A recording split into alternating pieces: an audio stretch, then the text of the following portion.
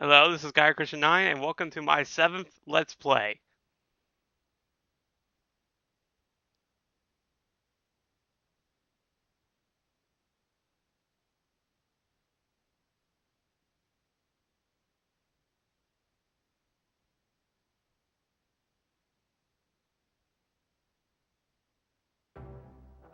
Wait, was that seriously the intro? Okay, anyways, yeah, this is Guy Christian 9, this is LEGO Indiana Jones 2, The Adventure Continues. Oh, I see what they did there with the subtitle. Anyways, this is the 7th Let's Play project, my reward to you for getting 2,000 subscribers, and yeah, let's get this started. So yeah, obviously I've done this game before, 100%ed it, so obviously I won't be playing that file. Instead, I will be playing... Oh, I can actually have more than 3 now. Well, I'll do number 2 nonetheless. So yeah, Indiana Jones 2. Basically, this is LEGO Indiana Jones with Kingdom of the Crystal Skull. Hey, there you go. Now, you'll notice something completely different off the bat. There is no university. Instead, in order to access everything in this game, they are all in these crates here. And, yeah, there's a big crate over here. Get to that later. Anyways, each of these movies, or sort of, are split up into these little boxes here. Yeah, and so we'll open the box. And there's everything that we can get inside this little hub thing. 5x3 tile thing are all the missions or levels that we can do in the game. Here are all the characters that we can unlock. We can't buy them here, but we have to buy them inside the hub. And then down here are the vehicles that we can get, and then up to the upper left is stuff. We'll get to that anyways. So yeah, LEGO Indiana Jones 2, you will notice that there is quite a few similarities, but they definitely do a lot of things different in this game. I mean, like I said, that whole, overview hub thing is completely gone now. I mean, now you just access levels and stuff. Of course, you always have these little long movies and all that. So obviously, the only thing we can start with at this point, sorry for talking over this, is Kingdom of the Crystal Skull. And there's Mac, who I have no clue. Yeah, a bit of a for the record thing here. I have never actually watched Crystal Skull. I mean, I had the Netflix DVD forever, and I, turned it back in, and... Is he wearing a sombrero? Yeah. Anyways, I've not seen this movie, so please I apologize in advance for screwing anything up.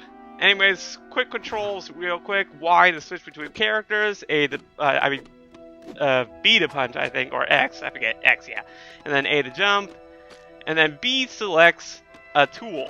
Now, you can go unarmed, and then if you press B with Indiana, you get your cool whip, and you get to do this little whip action thing. And if you have Mac, you can use this gun. Now, real quick, there's an achievement you can get.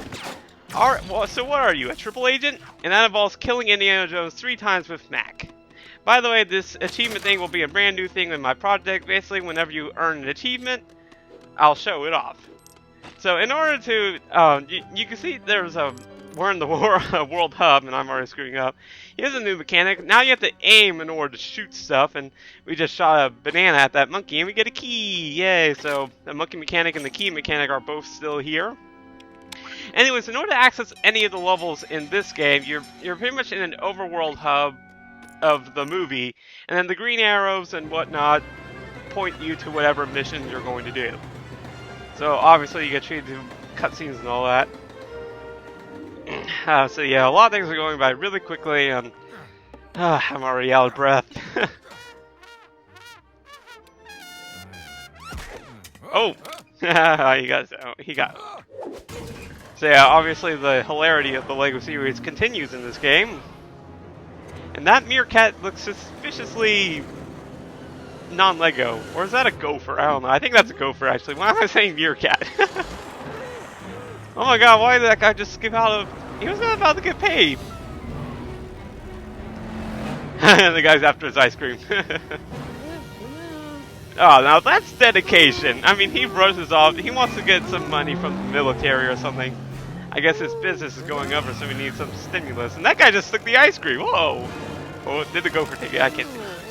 That guy has gophers. Why?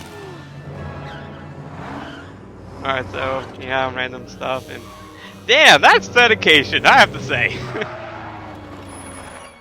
Okay, so we're obviously somewhere. Hello. Alright, so obviously, yeah, so if you couldn't already tell, the scenes in this game are modeled after the actual movies. Except for that part. Of course, I have to add a little own hilarity to this, because after all, this is a children's game. And she thinks she's psychic. Fantastic. I probably should watch the movie. I don't know. Should I? Anyways, yeah, that guy's obviously doesn't know what's going on. Oh, that bird just flew right by the window. Alright, so, okay, she wants us to look for a box and a mountain of boxes. Genius! Anyways, here's where the first level starts, called Hangar Havoc. So obviously, a lot of things are still here. There's the true adventure thing. Basically, you get so many studs, and you get that title thing or whatever.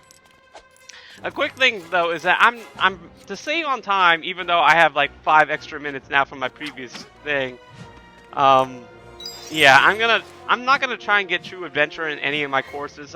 You can do that off screen very easily. Now here is a cool little thing. Those little orange loopy things are basically whip points where you can basically, like, you know, throw your whip on. However, if you're in the middle of the middle of the air, if you press X and you're nearby a loop thing, you'll automatically whip.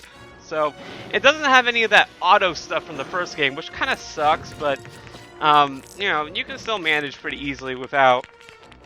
You just gotta like aim. Well, yeah, you can aim first. Otherwise, you know, you can fall off something. But mainly, you have to aim first in order to use those things now. So it's a little more hands-on now. So yeah, obviously I had to push that stuff down in order to get Mac across. And so I'm really hoping that I don't forget anything because, like, you know, well, basically, the #1 rule you want to remember about these LEGO games is that when in doubt, break everything in sight. So yeah, there's a few studs. I just got a purple stud, which is 10,000 stud. Blue studs are 1,000, and then gold are 100, and then silver are 10. Anyways, the golden rule of this game, just break everything if you don't know what to do, because usually there's something hiding, like in these boxes, there are these buildable things, and just, yeah. So, whenever you have, like, something that you can pick up, usually look for a green tile or something. And yeah, there's one of those target things, you know, to shoot, and it opens up. So yeah, and yeah, the green parts always indicate that there's something that you gotta build or place there. So obviously now these boxes open up into whatever this is. Man, I've been away from this game for so long, like, well, mainly this series, so yeah, again, I apologize if I seem like a little bit newish. I'll get better in the long run. Anyways, here's a new mechanic, the Staff of Ra. Apparently these are now in collectible versions. Basically they form little light beams, and ultimately you can attack with them too. Go ahead, but basically they're light beams, and you basically just redirect them into shiny panels and stuff, and they'll do stuff. And I've created a whole monster! Oh my god! And it committed suicide. Wow. Anyways, his timely death means that we can finally move on. However, he's set ablaze, which introduces yet another new mechanic to this game. Extinguishable fire. So when you see fire that's in like the Lego fashion and not like realistic fire, you can take a water bottle, aim at the fire, and it'll actually go out. Otherwise, if you try touching the fire, your character will instantly die. So that part hasn't changed. Luckily, we only need 2 water bottles, and now we can move on to this little area here. And oh god, have I already forgotten? Oh dear. Okay, well, let's employ the golden rule. Break everything until we find something. Oh wait, there's a target right there. Okay, maybe that'll do it. So you'll notice the target reticle is a little different for guns, but anyways, a third new mechanic. Holy crap! Spears actually now have use in this game. Whenever you see little things like that in the wall, like they're always in that little pattern there, you can throw a spear into it, and they become climbable poles, allowing you to get into taller areas and stuff. So yeah, pretty useful, inventive use of the spear. I have to give Traveler's Tales that. Anyways, we push this block off here, and something is attracting these metal objects. Mysterious. I think we actually just found our box. Of course, you know, we still have to do more stuff, so obviously the thing hasn't progressed yet. So, obviously, obvious to me, I'm sorry, I gotta think about what I'm saying here.